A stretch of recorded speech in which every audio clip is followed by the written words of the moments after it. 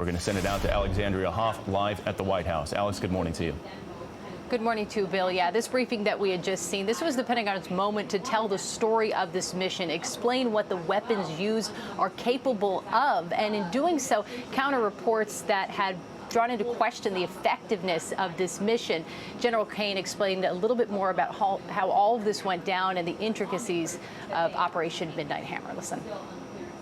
The primary kill mechanism in the mission space was a mix of overpressure and blast ripping through the open tunnels and destroying critical hardware. The majority of the damage we assessed based on our extensive modeling was a blast layer combined with the impulse extending from the shock. Imagine what this looks like 6 times over.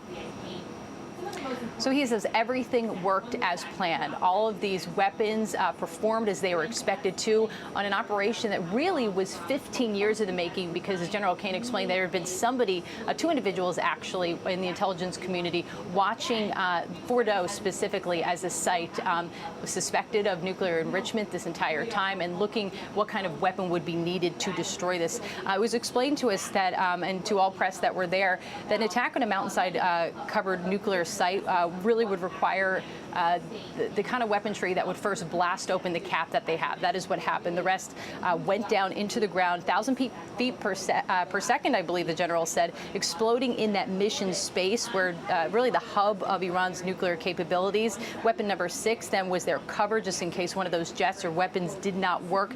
General Caine saying today it's really not his job to assess the aftermath, but he knows everything worked as it should.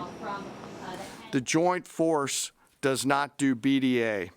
By design, we don't grade our own homework. The intelligence community does. But here's what we know following the attacks and the strikes on Fordo. First, that the weapons were built, tested, and loaded properly. 2, the weapons were released on speed and on parameters. 3, the weapons all guided to their intended targets and to their intended aim points. 4, the weapons functioned as designed, meaning they exploded. All right, so something the White House is now looking into is the way that they share information with members of Congress. There's clearly an indication there that they feel like that some of this leaked initial assessment might have come from that direction. The White House, also, officials in law enforcement, federal law enforcement, are looking into potential charges for whoever this leak is found to have been. This was early information, they said, and that reporting, the administration feels kind of lacked the full scope of that anyway. They found that to be reckless and an insult to the pilots and all of those who bravely contributed to Operation Midnight Hammer.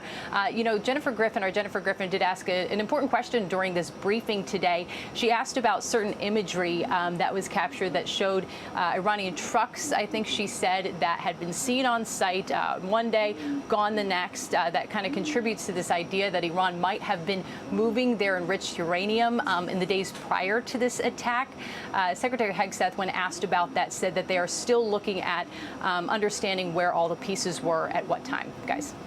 All right, Alex Hoff with a great wrap-up of what we just saw this morning. Alex, thank you. Hey everyone, I'm Emily Campagno. Catch me and my co-hosts Harris Faulkner and Kaylee McEnany on Outnumbered every weekday at 12 p.m. Eastern, or set your DVR. Also, don't forget to subscribe to the Fox News YouTube page for daily highlights.